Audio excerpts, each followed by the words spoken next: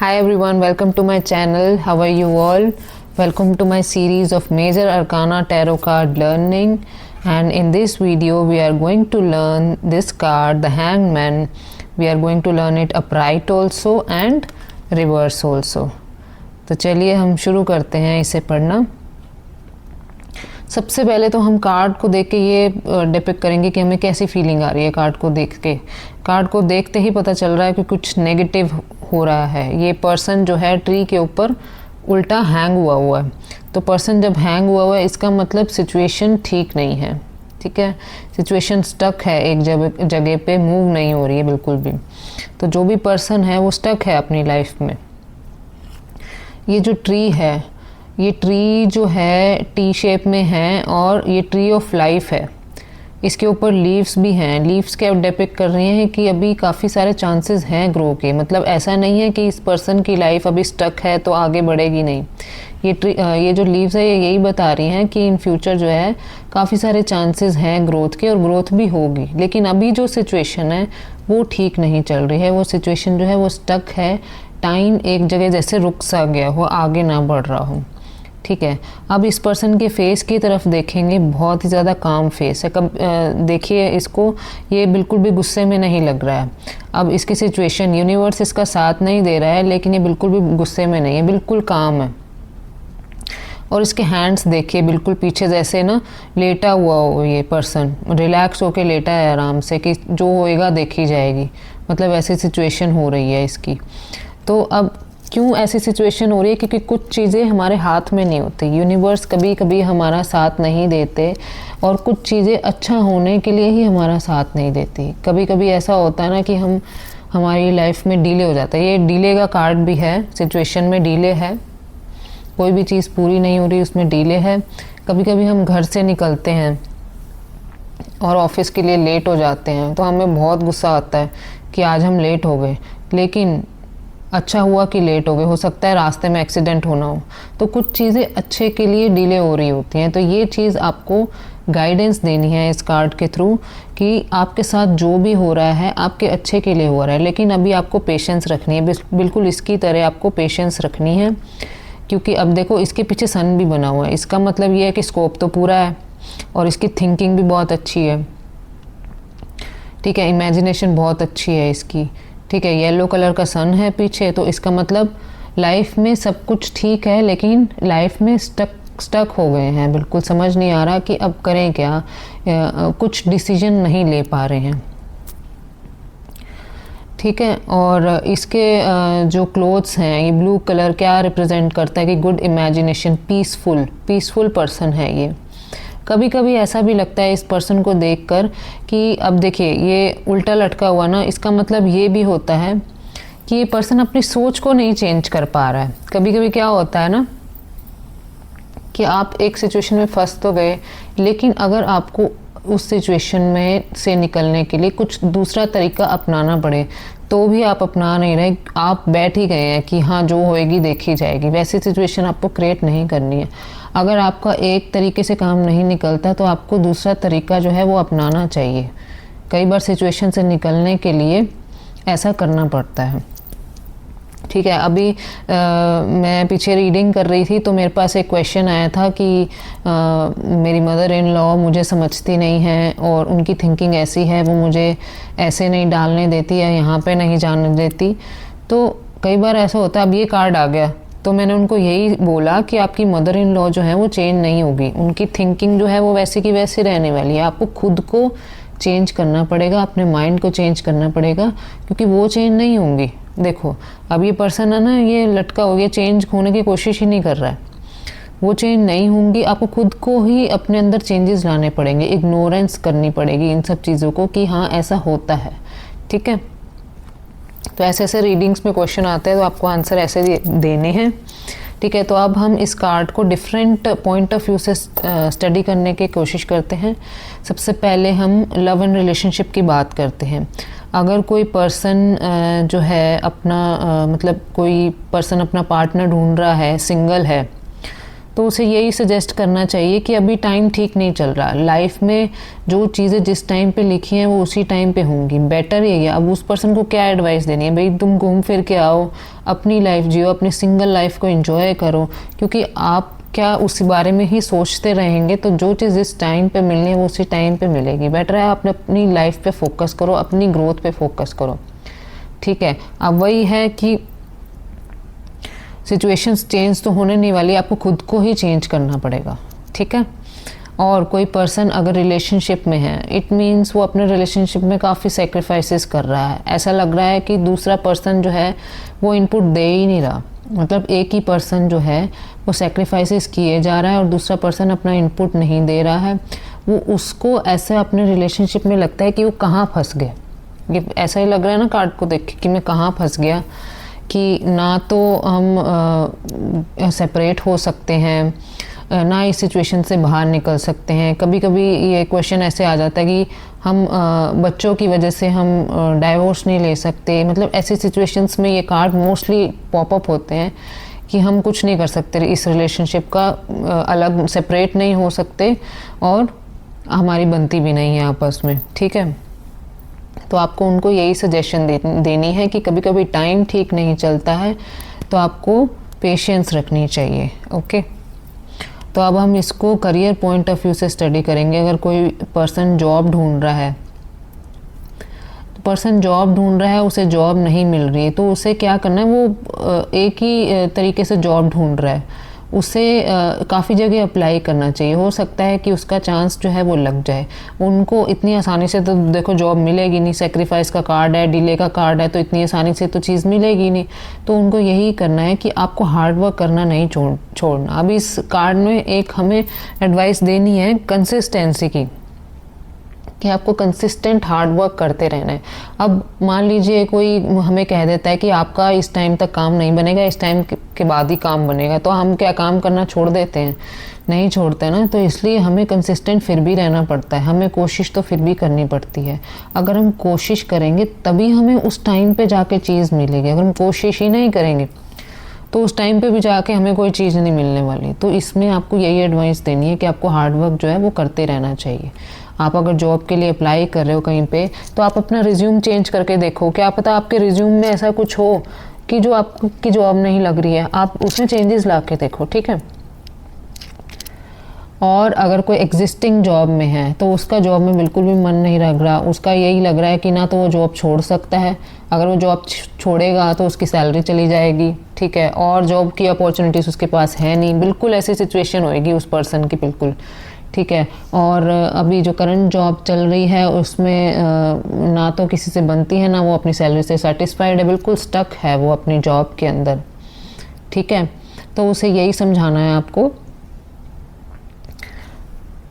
कि किसी भी जॉब में जब हम जाते हैं तो काफ़ी टाइम लग जाता है सेट होने में, बीच बीच में हर जॉब में प्रॉब्लम्स आती हैं। ऐसा नहीं है कि क्या बिज़नेस में प्रॉब्लम्स नहीं आती, क्या जॉब में प्रॉब्लम्स नहीं, हर किसी में प्रॉब्लम्स आती है। जैसे जैसे कंपनी मान लीजिए बीच में लॉस करने लग गई है तो प्रॉब्लम्स तो आएंगी, वो हर किसी को फेस करनी ही पड़ती हैं। बेटर कि आप इस चीज़ को एक्सेप्ट कर लीजिए कि आपको इतना टाइम तक जो है वो फेस करनी है इन सब चीज़ों को, ठीक है। मोस्ट प्रोबेबली इसमें जो है हमें गाइडेंस का, जब भी कोई नेगेटिव कार्ड आ जाता है ना, तो आपको क्लाइंट को बिल्कुल भी नेगेटिव करना नहीं है, आप उसको गाइडेंस में बदल दीजिए। क्योंकि अगर आप कोई आपके पास रीडिंग लेने के लिए आ रहा है, उसको आप नेगेटिव करके भेज रहे हो, पहली बात तो यही है कि वो रिलैक्स होने, आप उसका मोटो समझो कि वो दुखी है पहले ही, वो आपके पास रिलैक्स होने के लिए आ रहा है। तो अगर आप उसको रिलैक्स नहीं करोगे तो वो रीडिंग से बिल्कुल भी खुश नहीं होगा, ठीक है। इन नेगेटिव कार्ड्स का मतलब हम तो समझ जाते हैं इस पर्सन के ऊपर क्या बीत रही है, लेकिन हमने उसको गाइडेंस के उसमें देना है, ठीक है। और अब हम इसको फाइनेंस के उसमें स्टडी करें। तो फाइनेंसेस में बिल्कुल भी आप ऐसे एडवाइस मत कीजिएगा कि इन्वेस्टमेंट करने के लिए कहीं पे भी अभी आपको इन्वेस्टमेंट नहीं करनी है, वेट करना है, क्योंकि इसकी जो है काफ़ी स्लो ग्रोथ होएगी। जो भी इन्वेस्टमेंट, या अगर आप प्रॉपर्टी में इन्वेस्ट कर रहे हो, या कोई शेयर्स ले रहे हो, या क्रिप्टो करेंसी, कुछ भी है, तो आपको यही बोलना है कि अभी आपको जो है वेट करनी चाहिए इस चीज़ को लेके, क्योंकि डिले आ रहा है तो मार्केट अच्छी नहीं जाएगी, स्ट्रगल्स चल रहे हैं, तो आपको अभी इन्वेस्टमेंट नहीं करना चाहिए, ओके। या फिर ऐसा भी हो सकता है कि आपने किसी को पैसा दिया हो और वो पैसा फंस गया हो। अभी स्टक का कार्ड है ना, तो हो सकता है कि पैसा फंस गया हो, तो उसको यही एडवाइस करने है कि भाई अभी तो पैसा आता हुआ नज़र नहीं आ रहा है, पैसा अभी भी स्टक है। हो सकता है कि आगे सिचुएशंस ठीक हो जाएं तो आप दोबारा रीडिंग ले सकते हैं, लेकिन अभी जो है वो अभी फंसा ही हुआ है, वो अभी वापस आने का नाम नहीं ले रहा है आपका पैसा, ठीक है। और हम इसको हेल्थ पॉइंट ऑफ व्यू से अगर स्टडी करें तो हेल्थ वाइज भी देखिए कि अगर ये अपनी सिचुएशन ऐसी ही बना के रखेगा तो इसकी हेल्थ के ऊपर क्या असर पड़ेगा, ठीक है। इसकी मेंटल हेल्थ कितनी ख़राब हो जाएगी। और इसको क्या करना है, वैसे तो ये रिलैक्सिंग मोड में है, लेकिन ये क्या है कि एक पैर इसने उल्टा टंगा रखा है, ऑब्वियसली इसके पैरों में दर्द होएगी, है ना।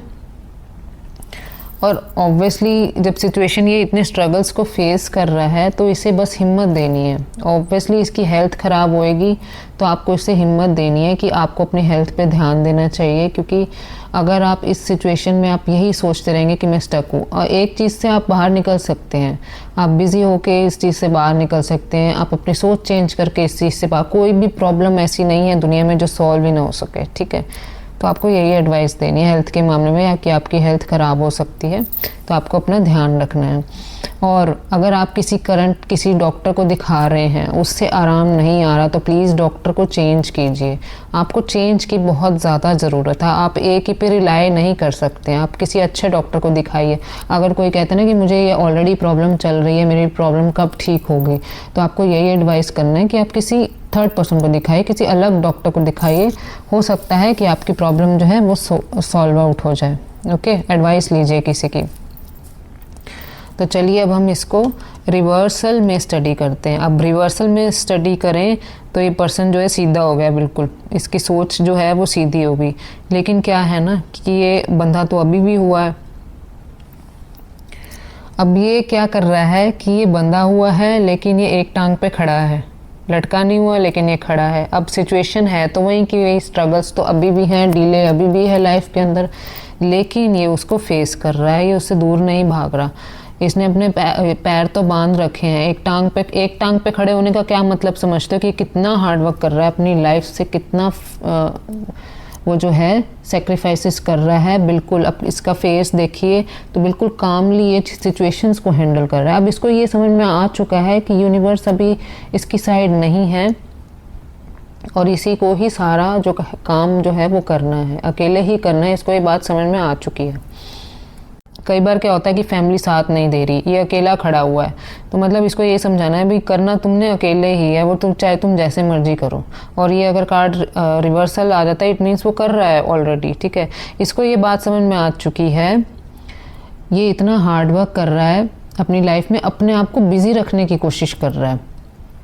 ये अपने आप को इतना बिजी रख रहा है कि इसे सिचुएशन के बारे में सोचना ही नहीं है कि क्या चल रहा है क्या नहीं चल रहा है, क्योंकि उसे पता है कि सिचुएशन इसके ऐसे नेगेटिव सोचने से चेंज नहीं होने वाली है ना। और पीछे जो सन का है दिख रहा है, इसका मतलब ये है इसको एक दिन सक्सेस ज़रूर मिलेगी। सन का मतलब सक्सेस ही होता है और इसको एक दिन सक्सेस ज़रूर मिलेगी। इसके हार्डवर्क की सक्सेस जो है इसको मिलने वाली है। पर अभी जो सिचुएशन है वो डिले की है, स्ट्रगल्स की है। लव एंड रिलेशनशिप की अगर बात करें तो अगर कोई सिंगल है तो उसे काफ़ी मेहनत करनी पड़ेगी। बिल्कुल आसानी से उसको वो पर्सन नहीं मिलेगा जिसे वो डिज़ायर कर रहे हैं। उन्हें डिफरेंट पर्सपेक्टिव, मान लीजिए कोई अपने लिए पार्टनर ढूंढ रहा है तो उन्हें हर जगह रजिस्ट्रेशन करानी पड़ेगी। ऐसा नहीं है कि उन्होंने एक जगह रजिस्ट्रेशन करा दी तो उनका काम बन जाएगा, ऐसा नहीं होगा। उन्हें हर जगह करानी पड़ेगी, ऑनलाइन भी रजिस्टर कराना पड़ेगा, मैनुअली भी उनको अपनी फैमिली में भी बोलना पड़ेगा, सब तरीके से उनको मेहनत करनी पड़ेगी, तब जाके उसे वो पर्सन मिलेगा जिसे वो डिज़ायर कर रहे हैं, ठीक है। और अगर कोई ऑलरेडी रिलेशनशिप में है तो इट मीन्स उसे ये समझ में आ चुका है कि हम अलग नहीं हो सकते और हमारी बनती भी नहीं है, लेकिन उसने ये समझ लिया है। अब वो क्या करता है, बिज़ी रहने की कोशिश कर रहे हैं कि हम अपनी लाइफ में इतना बिज़ी रहेंगे कि ये बातें जो हैं वो फील ही नहीं होंगी। और जिनके बेबीज़ होते हैं तो उन्हें ये बात समझ में आ गई है कि हम अपनी अपनी लाइफ जिएंगे, ठीक है, क्योंकि सिचुएशंस जो है हमारे आपस में जो बनने ली, जब बनेंगी आगे जाके तब सब ठीक हो जाएगा। लेकिन अभी हमें जो है इस चीज़ को फेस करना है। इसका मतलब यही होता है कि कोई एक पर्सन जो आपस में पार्टनर्स होता है, कोई एक पर्सन जो है वो अपनी लाइफ में सेक्रीफाइस कर रहा है और स्टक फील कर रहा है कि मैं इस रिलेशनशिप में बहुत ज़्यादा स्टक हो गया हूँ, ठीक है। और वही सेम चीज़ अगर कोई जॉब ढूंढ रहा है तो उसे बहुत मेहनत करनी पड़ेगी। एक जगह रिज्यूम नहीं देना, उनको 10 जगह रिज्यूम देना, तब जाके उनकी जॉब लगेगी। हार्ड वर्क करेंगे तो ही उनकी जॉब लगेगी। ऐसा मत समझिए कि आपने रिज्यूम दिया और आपको इंटरव्यू के लिए कॉल आ गया, ऐसा कुछ भी नहीं होगा। आप उन्हें पहले से ही समझा दीजिए कि आपको डिफरेंट जगह पे रिज्यूम देना पड़ेगा। अगर वो एक जगह मान लीजिए कोई बैंकिंग की जॉब के लिए जा रहा है तो उन्हें डिफरेंट बैंक्स में जो है वो अप्लाई करना पड़ेगा, तब जाके उनकी जॉब लगेगी और लग जाएगी। ऐसा कुछ नहीं है कि नहीं लगेगी। पीछे सन का साइन यही बताता है कि हार्ड वर्क करेंगे तो हो जाएगा काम। और किसी की एग्जिस्टिंग जॉब है तो उनकी सैलरी इंक्रीमेंट में टाइम लगेगा। उनको यही लगता है कि वो सेटिस्फाई नहीं है अपनी जॉब से, लेकिन उनको टाइम लगेगा। आप उनको बोलिए कि आप मेहनत करते जाइए, आपको प्रमोशन मिल जाएगी, सैलरी इंक्रीमेंट भी मिल जाएगा, लेकिन उसमें डिले है क्योंकि अभी कंपनी में जो है वो फाइनेंशियल्स जो है कंपनी के अभी ठीक नहीं चल रहे, लेकिन आने वाले टाइम में ठीक चलेंगे, ठीक है। और इन्वेस्टमेंट पॉइंट ऑफ व्यू से देखा जाए तो इन्वेस्टमेंट की आप अगर हैंडमैन कार्ड ही आ जाए तो आप इन्वेस्टमेंट की जो है एडवाइस बिल्कुल मत दीजिए कि अभी कहीं इन्वेस्टमेंट करनी है या किसी भी प्रॉपर्टी लेनी है या शेयर्स लेने, कुछ भी आप नो का कार्ड है ये मत करिएगा, ठीक है। और अगर हेल्थ पॉइंट ऑफ व्यू से देखा जाए तो इसे प्लीज़ एडवाइस कीजिए कि रेस्ट करना है, रेस्ट की एडवाइस दीजिए इस पर्सन को, ठीक है। रेस्ट नहीं करेंगे तो इनकी बॉडी जो है वो बिल्कुल स्टिफ हो जाएगी, बॉडी पेन होनी शुरू हो जाएगी। ये अपनी हेल्थ खुद ही ख़राब कर बैठेंगे, ये खुद ही कल्प्रिट बन जाएंगे अपनी हेल्थ के। तो आप इनको बिल्कुल प्रॉपर रेस्ट की एडवाइस दीजिए या फिर एडवाइस दीजिए कि वो रेस्ट करने के लिए कहीं दूर बाहर घूमने के लिए भी जा सकते हैं, ठीक है। तो आई जस्ट होप आपको ये कार्ड का मीनिंग अच्छे से समझ में आया हो, कुछ कन्फ्यूज़न नहीं होगी। अगर आपको कार्ड के मीनिंग पता होंगे, याद होंगे, तो मेरी कोशिश यही रहती है कि मैं एग्जांपल देके कार्ड के मीनिंग को समझाऊं। तो आई जस्ट होप आपको सब समझ में आया हो और आप मेरे चैनल को सब्सक्राइब कर लीजिए। ऐसी और वीडियोस, सारे टैरो कार्ड की वीडियोस मैं अपलोड करूँगी, तो आप मेरे चैनल को सब्सक्राइब कर लीजिए। Thank you so much.